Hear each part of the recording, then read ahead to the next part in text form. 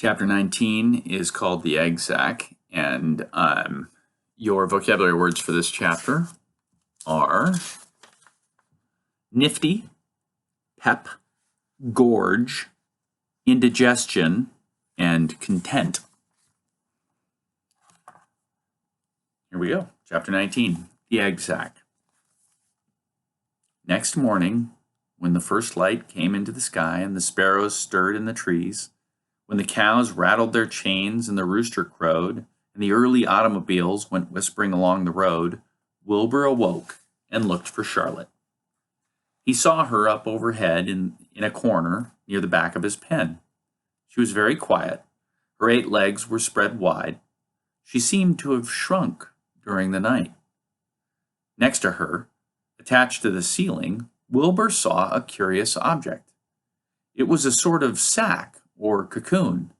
It was peach-colored and looked as though it were made of cotton candy. "Are you awake, Charlotte?" he asked softly. "Yes," came the answer. "What is that nifty little thing? Did you make it?" "I did indeed," replied Charlotte in a weak voice. "Is it a plaything?" "Plaything? I should say not. It is my egg sac, my magnum opus." "I don't know what a magnum opus is," said Wilbur. "That's Latin," explained Charlotte. "It means great work. This egg sac is my great work, the finest thing I have ever made." "What's inside it?" asked Wilbur. "Eggs?" 514 of them," she replied. 514? said Wilbur. "You're kidding." "No, I'm not. I counted them. I got started counting, so I kept on, just to keep my mind occupied." "It's a perfectly beautiful egg sac," said Wilbur, feeling as happy as though he had constructed it himself. "Yes, it is pretty," replied Charlotte, patting the sack with her 2 front legs. "Anyway, I can guarantee that it is strong. It's made out of the toughest material I have. It is also waterproof. The eggs are inside and will be warm and dry." Charlotte with her egg sac.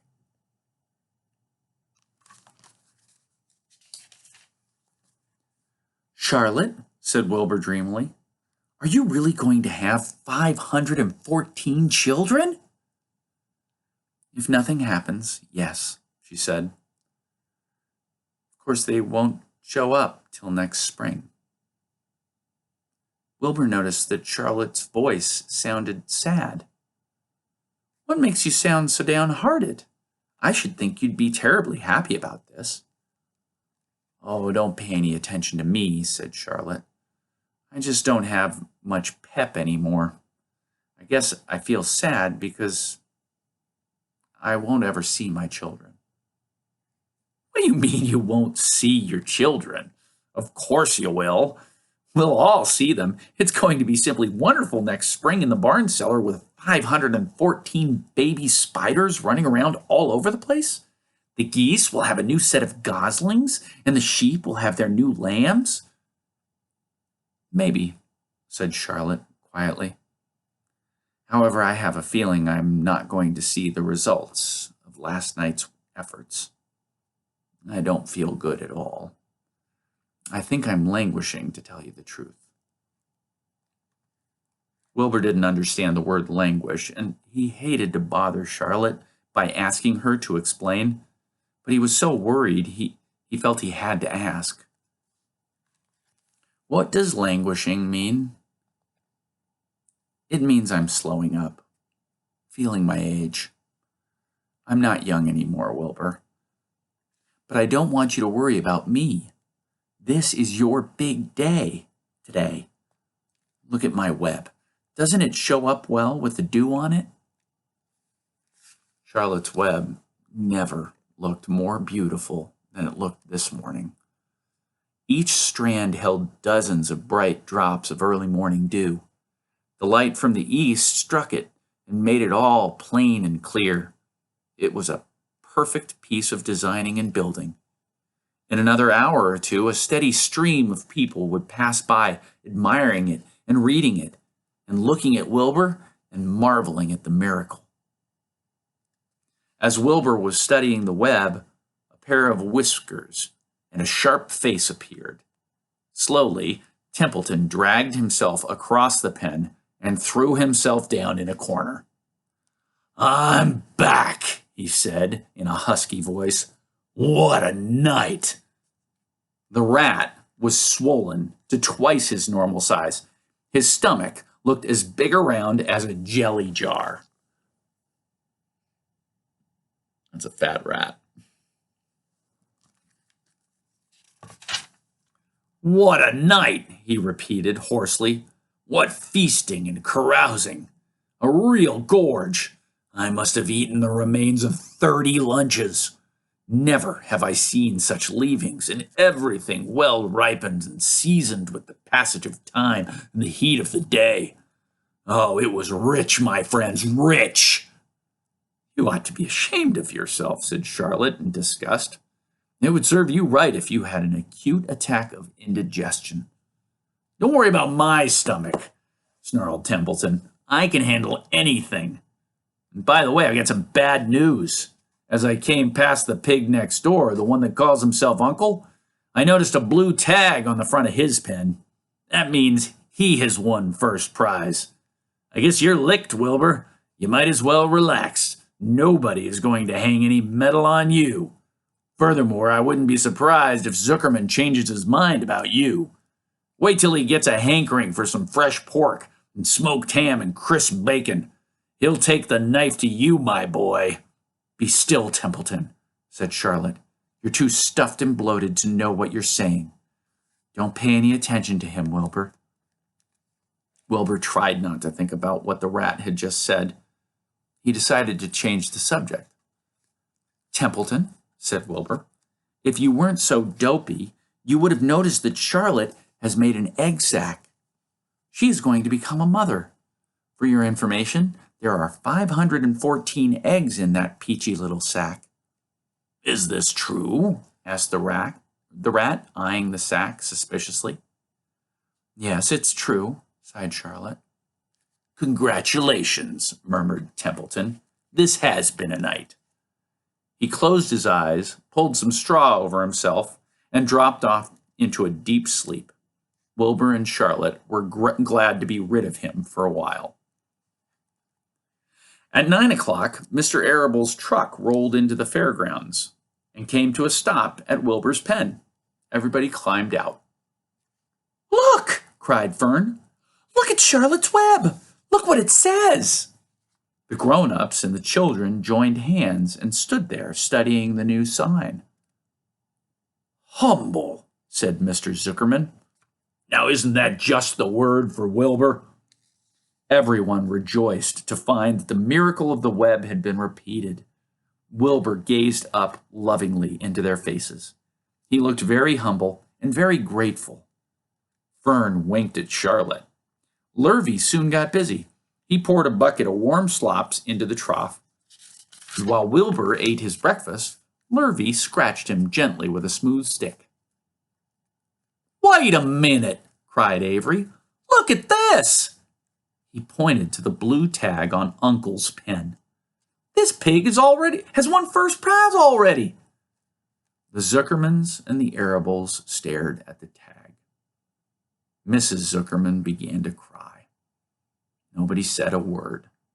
They just stared at the tag, then they stared at Uncle, then they stared at the tag again. Lurvy took out an enormous handkerchief and blew his nose very loud. So loud, in fact, that the noise was heard by stable boys over at the horse barn. "Can I have some money?" asked Fern. "I want to go out on the midway." "You stay right where you are," said her mother. Tears came to Fern's eyes. "What's everybody crying about?" asked Mr. Zuckerman. "Let's get busy. Edith, bring the buttermilk." Mrs. Zuckerman wiped her eyes with her handkerchief. She went to the truck and came back with a gallon jar of buttermilk. "Bath time," said Zuckerman cheerfully. He and Mrs. Zuckerman and Avery climbed into Wilbur's pen.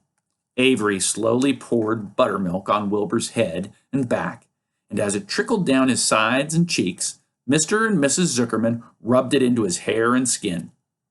Passers-by stopped to watch. Pretty soon, quite a crowd had gathered. Wilbur grew beautifully white and smooth. The morning sun shone through his pink ears. "He isn't as big as the pig next door," remarked one bystander. "But he's cleaner. That's what I like." "So do I," said another man. "He's humble, too," said a woman, reading the sign on the web. Everybody who visited the pig pen had a good word to say about Wilbur. Everyone admired the web, and of course, nobody noticed Charlotte. Suddenly, a voice was heard on the loudspeaker. "Attention, please," it said. "Will Mr. Homer Zuckerman bring his famous pig to the judge's booth in front of the grandstand? A special award will be made there in 20 minutes. Everyone is invited to attend. Crate your pig, please, Mr. Zuckerman, and report to the judge's booth promptly." For a moment after this announcement, the Arables and the Zuckermans were unable to speak or move. Then Avery picked up a handful of straw and threw it high in the air and gave a loud yell. The straw fluttered down like confetti into Fern's hair. Mr. Zuckerman hugged Mrs. Zuckerman. Mr. Arable kissed Mrs. Arable. Avery kissed Wilbur. Lurvy shook hands with everybody. Fern hugged her mother. Avery hugged Fern. Mrs. Arable hugged Mrs. Zuckerman. Quite a celebration.